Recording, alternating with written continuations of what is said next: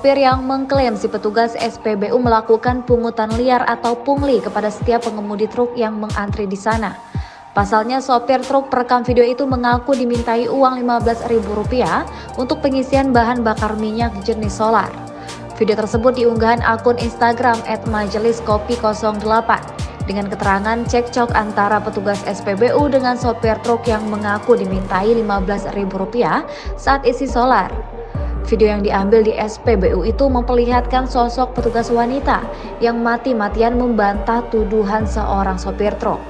Lantaran tuduhannya dibantah, sang sopir pun kian menjadi-jadi, bahkan bersuara lebih kencang saat mengungkap dugaan aksi pemalakan yang dilakukan petugas SPBU. Perdebatan tersebut tidak selesai sampai video berakhir. Bahkan terlihat si petugas sempat meninggalkan pekerjaannya dengan penuh amarah karena tidak tahan menghadapi tuduhan sopir. Hanya saja tidak disebutkan di SPBU mana dugaan pungutan liar itu terjadi. Adu mulut antara seorang petugas SPBU dengan sopir truk itu viral dan mencuri perhatian publik. Kita nih, pom bensin mana nih? Minta 15.000 setiap supir mengisi minyak 400.000 nih. Nih orang ini nih. Nih, mana manajer kau sini? Jangan kau bilang melanggar peraturan. Perempuan kau. Wajib 15.000 kau minta. Dikasih kau. Busuk kau perempuan. Keluar kau dari kami sedang kau bilang tadi. Makanya kau tanggung jawab omongan kau kan?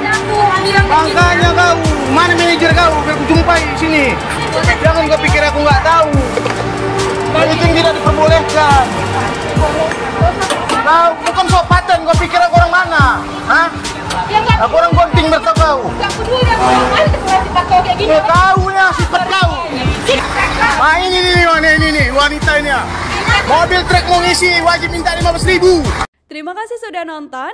Jangan lupa like, subscribe, dan share ya.